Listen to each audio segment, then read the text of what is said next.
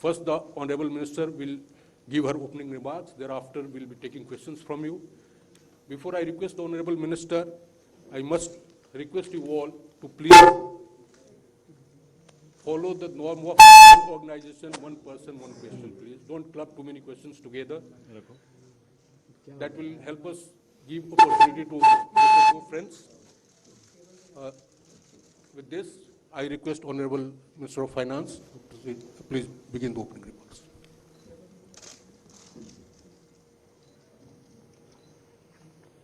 Thank you.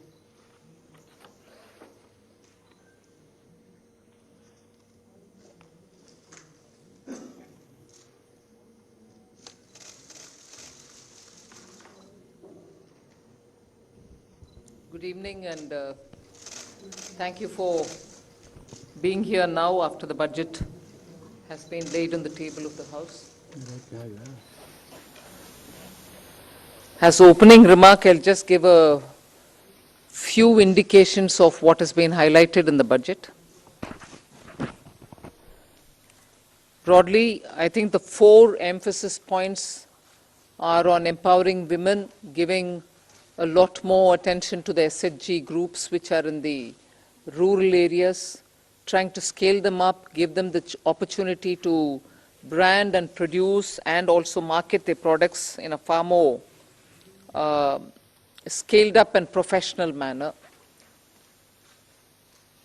Emphasis on tourism and training of youth for readying themselves for tourism, specific action for 50 destinations where comprehensive tourism action plans will be introduced. Then what is being called as PM Vikas, looking at Vishwakarma, people who create things, make things out of their hands using tools. In some states they are called Vishwakarmas, in some other states some castes are referred to as Vishwakarma, but what we mean here is to cover all those artisans and craftspeople who do things with their hands using some tools, so not specifically only to some particular communities, but to all who create the soft power of India through their craftsmanship.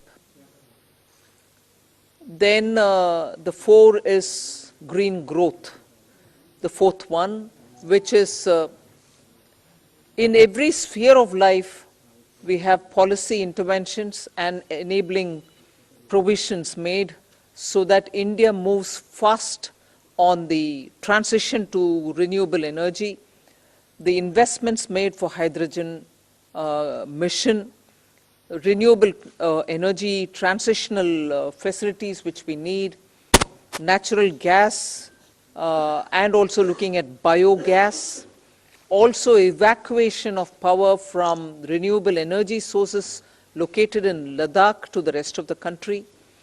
So those are 4 highlights which I'd like you to go back to see the scale in which we are approaching these issues and the impact that it will have on large sections of India's population. Then, of course, I gave 7 priorities, which began with talking about inclusive growth, investments in infrastructure, also reaching the last mile so that those who are still left without a house or a sanitary facility or a road which is reaching them, and so on. So the last mile, reaching the last mile for those who desperately need that kind of a link are all being covered. Then we are also looking at a very futuristic fintech financial sector for which we have brought in some specific ideas.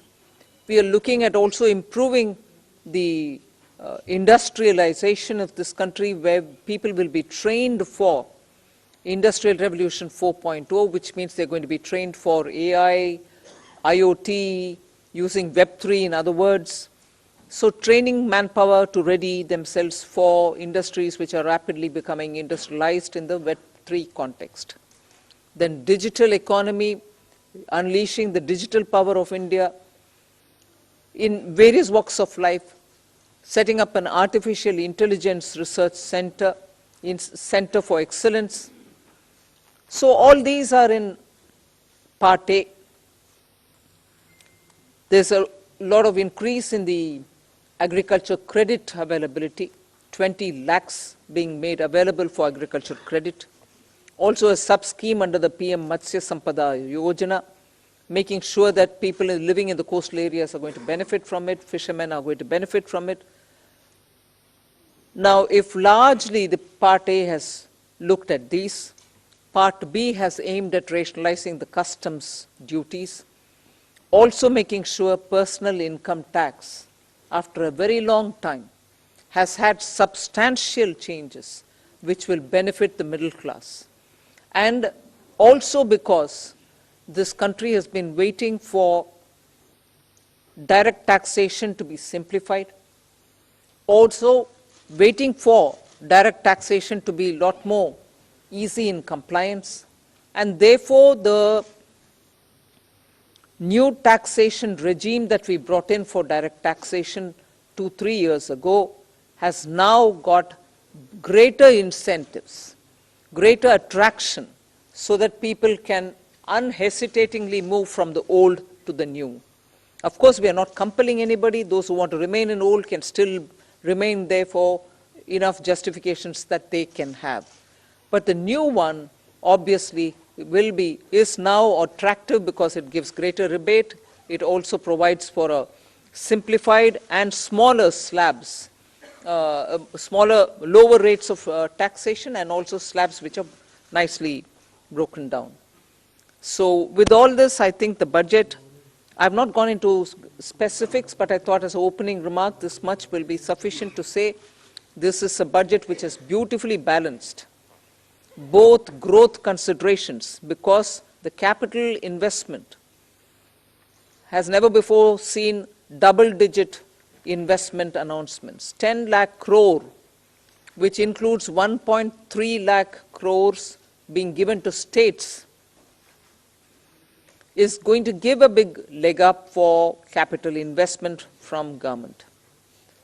So the balancing that I'm talking about is looking at public sector investments, continuing that good tradition of capital investment in infrastructure, and also attending to MSMEs, because they are the engine of growth. We've given them relief, we have also given them new access, we have extended and widened the emergency credit liquidity guarantee scheme, also given them back their securities, 95% of it, even if they fail to deliver on contractual promises which were during the COVID pandemic.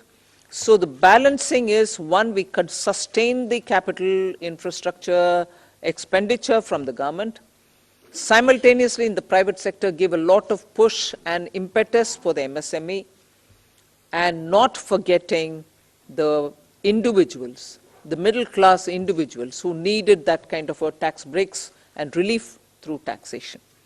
So the large macroeconomic considerations have also been kept in mind. The fiscal consolidation has not been kept in the back burner. We've attended to it.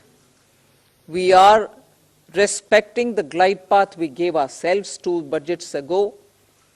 6.4 this year fiscal deficit, and the forthcoming year for which the budget is presented now, 5.9% fiscal deficit. So broadly, I leave it at this. I suppose when you ask questions, we can answer the rest. Thank you. Thank you for coming here today.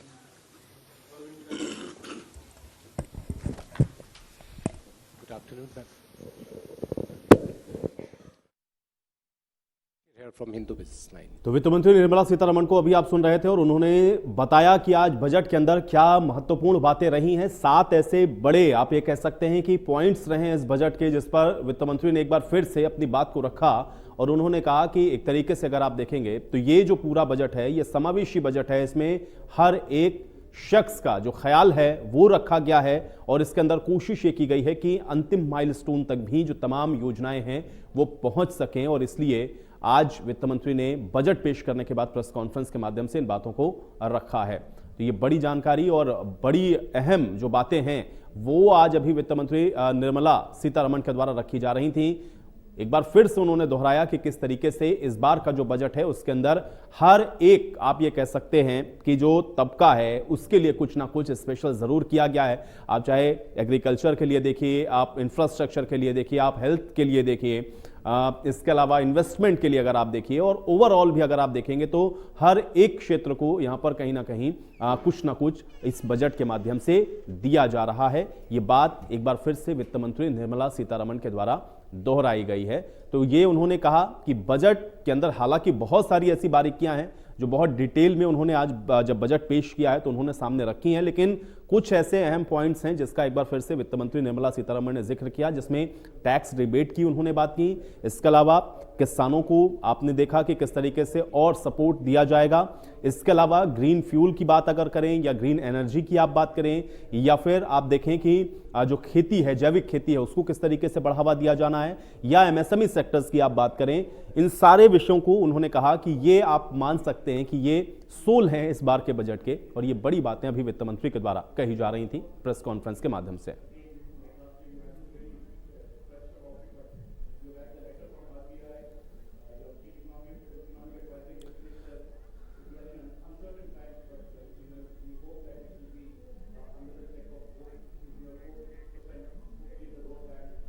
तो महिलाओं का ख्याल रखा गया है, युवाओं का ख्याल रखा गया है, इसके अलावा किसानों के लिए इसके अंदर घोषणाएं की गई हैं, और साथ ही साथ इंफ्रास्ट्रक्चर पर फोकस है। और कोशिश ये की जा रही है कि हर एक क्षेत्र को कुछ ना कुछ इस बार के बजट से मिले।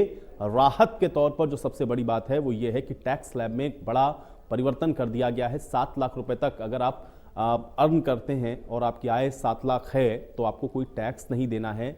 इसके अलावा आप ये देखेंगे कि किस तरीके के जो स्लैब्स हैं उसमें कुछ कुछ जो परिवर्तन है वो इस बार देखने को मिल रहा है। तो 6 से 9 लाख पर 10%, और ये जो टैक्स स्लैब हैं वो बदल दिए गए हैं। पहले ये 7 स्लैब हुआ करते थे जिनको घटा करके 5 स्लैब कर दिया गया है, और कुछ परिवर्तन किए गए हैं। ये नई रिजीम में किए गए हैं। हालांकि पुराने वाली जो रिजीम है अगर आप उससे टैक्स भरना चाहते हैं तो आप वैसे भी भर सकते हैं, लेकिन ये और अट्रैक्टिव बनाने की कोशिश है। अभी वित्त मंत्री ने खुद इस बात को दोबारा से दोहराया इस प्रेस कॉन्फ्रेंस में, ताकि लोग और ज्यादा फेयर तरीके से जो नई टैक्स रिजीम है उसको अडॉप्ट करें, और इसलिए इसके अंदर ये कुछ नए परिवर्तन, कुछ नए बदलाव किए गए हैं। तो कुल मिलाकर के बजट को वित्त मंत्री के द्वारा समावेशी बजट बताया जा रहा है। उन्होंने खुद इस बात को कहा कि वो ये चाह रहे हैं कि समग्र विकास पर जो फोकस है वो सरकार का है, और अंतिम माइलस्टोन तक जो योजनाएं हैं वो पहुंच जाएं। यही फोकस है इस बार के बजट का, जो वित्त मंत्री ने अभी प्रेस कॉन्फ्रेंस में भी कहा। आज जब बजट पेश कर रही थी तब भी उन्होंने बजट की शुरुआत भी इसी सेंटेंस से की थी। इंफ्रास्ट्रक्चर पर फोकस है। पहले भी आपने देखा है कि निवेश इंफ्रास्ट्रक्चर में सरकार ने हर साल बढ़ाया है, इस बार इसको और ज्यादा बढ़ा करके ले गए हैं। इसके अलावा निवेश और किस तरीके से और ज्यादा फ्लो से बढ़ाया जा सकता है, इस पर भी फोकस इस बजट के अंदर किया गया है। लेकिन ग्रीन विकास होना चाहिए, यानी कि जो विकास हो रहा है उसके अंदर एनवायरमेंट का ख्याल रखना है, हरित विकास जिसको नाम दिया गया है, ये बात भी आज वित्त मंत्री ने कही।